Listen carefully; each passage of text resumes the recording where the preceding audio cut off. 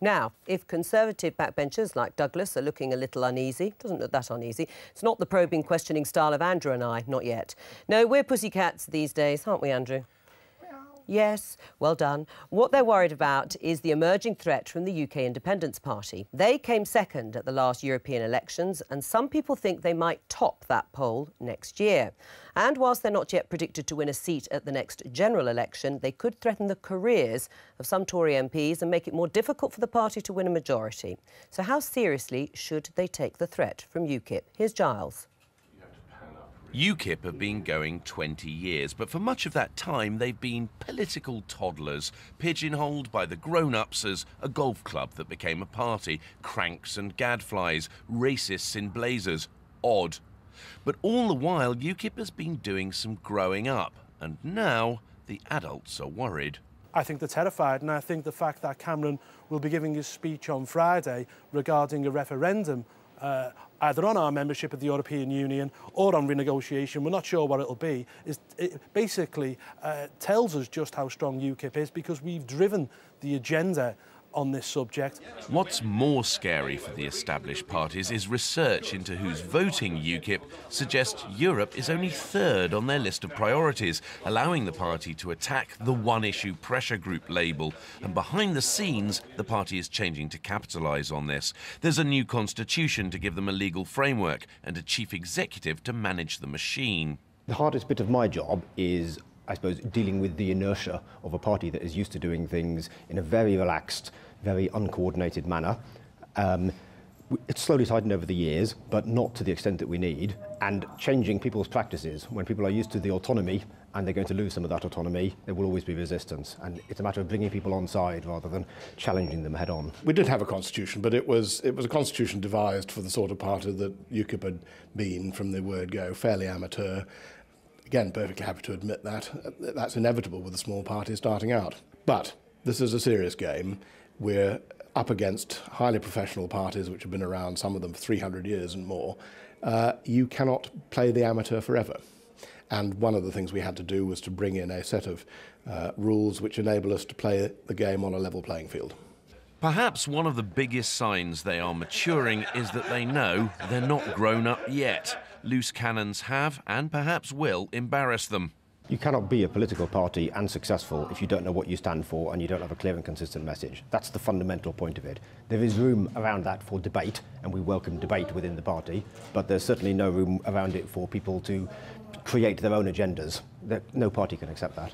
Also unacceptable to them now is the idea they were too close to the BNP. It hurt and has been legally tackled in their constitution. They have no place in UKIP, those kind of people.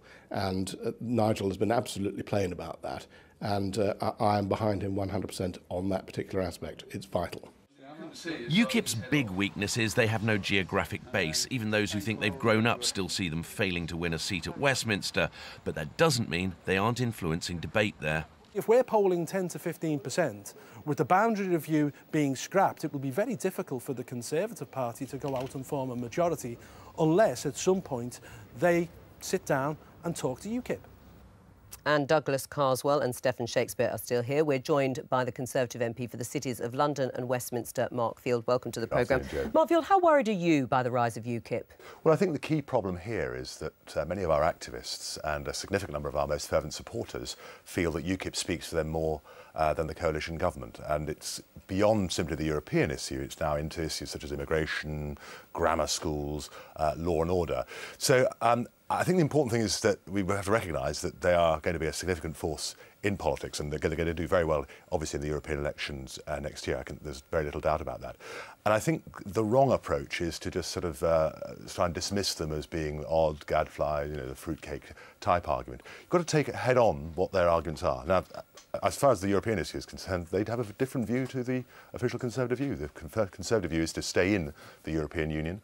UKIP obviously want to get out. But do you accept that argument that actually UKIP and its supporters and people who might be considering joining UKIP, the main attraction is not necessarily debate about Europe or leaving the EU. I think there's a lot of truth in that. I mean, one of the reasons why I believe the Conservative Party should adopt things like open primaries is precisely because I think there's a strong mood of anti-politics out there.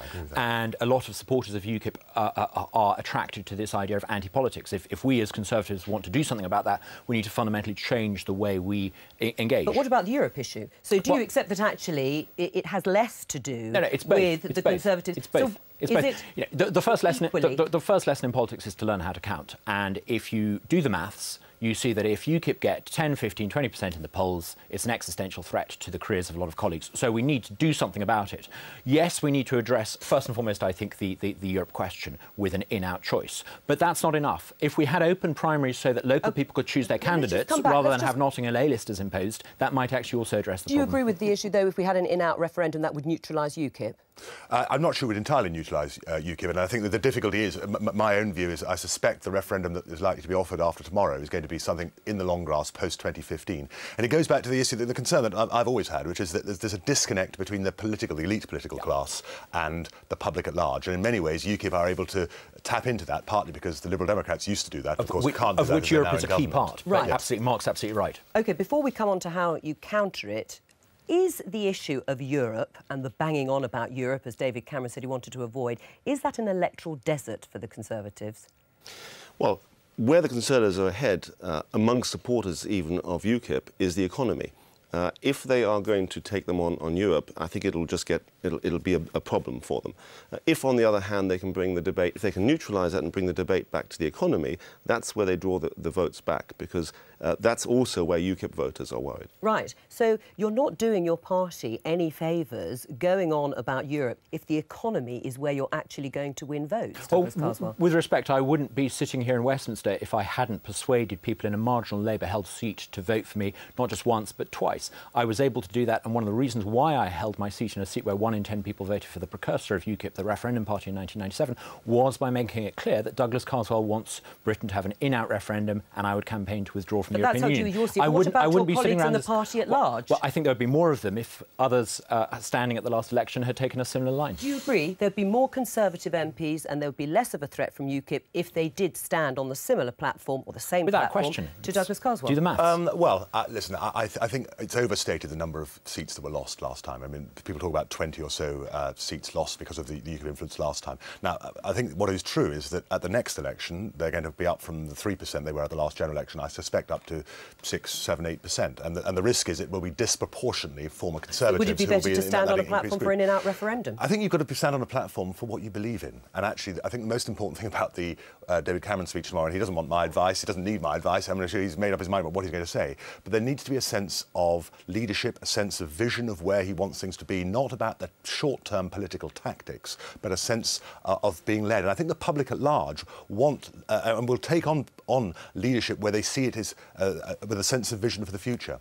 But to be clear, I mean, I think a Eurosceptic line would help the Conservative Party at the next election. The Eurosceptic line being would that be if we don't get what we want, we pull out? So my point is that if it is something that the whole party were unified about, but we know that the consequence of going on a very Eurosceptic line is a split, and that is what worries voters. Right. Well, disunity then could be. I'm not sure a division between Ken Clarke and every other Conservative is really a split in the Conservative Party. That's not the disunity I'm talking about. I'm talking about the disunity that says we don't want to pull out of Europe. We would like to repatriate some powers. You are saying if we don't get those powers, we must pull out. Well, look at what happened last time there was a referendum on the thorny subject of electoral reform. It divided the coalition down the middle, but giving people the final choice allowed politicians to actually get over that difference. The sky didn't fall down. The world carried on. Douglas, as far as the coalition's concerned, it's given ongoing problems. One of the reasons that we're not going to get the boundary changes through, which I agree with Stefan, I think without those boundary changes, it's very difficult to see how the Conservatives can get an overall majority at the next general election, is because of the backdrop to that particular referendum result. So it has an ongoing impact and will do right through to 2015. This is just an internal Conservative issue. This is a coalition issue. When people say that, you know, UKIP doesn't purely exist because of the European issue, they're right. It's an important strand. There is an appetite for greater direct democracy. Giving people an in-out say on the Europe question is part of that. But there are other democratic reforms we need, such as open primaries and a recall mechanism, in order to appeal to people who are disaffected with the whole Westminster establishment. And do you accept that there isn't that much evidence that other Euro countries or just in the EU will give Britain what they want in terms of repatriating This powers? is where I think David Cameron needs to be given the benefit of the doubt and is really onto something. If we enter into a negotiation saying, you know, can we please have a new deal or else we will leave and we'll put the final package to the British people in a referendum, I think actually he could achieve something quite extraordinary. Douglas, that is an absolute illusion. The reality is, of course, at the margins we can have a little bit of repatriation, a little bit of renegotiation. When was the last time we tried negotiating with Europe saying the idea that we're going to be able to have a fundamental renegotiation is an absolute fantasy. When was the last time we tried? Well, can I just say, just to throw into the mix before we go, Mark Verheyen, I don't know how you pronounce his name, but Europe spokesman for Mark Rutte's party, the Prime Minister, has said that he, David Cameron, will not find an ally if he thinks Britain can opt out just for the British taxpayers. Already, we've got countries that were cited as being supportive of Britain repatriating powers saying... But the Dutch government won't be voting in the referendum, so, you know, it's not really... it's interesting, but it's not central. It'll have a veto over the repatriation negotiations. If we can't get the new deal that's acceptable to the British people in an in-out referendum, then the British people are more likely to vote for I think we've got to be candid about what we can achieve. And listen, and at the margins, of course, we can do a little bit. But the reality is, you know, one of the biggest difficulties I feel as the City of London's MP is that, you know, we're talking about the idea of a headlong rush towards banking and fiscal union and with the Eurozone. That undermines one of the most important aspects that we all support, which is the idea of a single market. And we won't have that in financial services. On that note, I'm afraid I must stop you there. Thank you very much. My to pleasure. both of Thank you. Their remarks already zooming around the Twitter sphere. Tory MP Mark Field tells BBC Daily Politics we have to recognise that UKIP are going to be a significant force in politics. Douglas Carswell, quote, if you do the maths, if UKIP gets 10% in the polls, it's an existential threat to a lot of colleagues. Where did you hear it first? Thank you very much. BBC Daily Politics is doing the rounds. UKIP will be happy. Yes.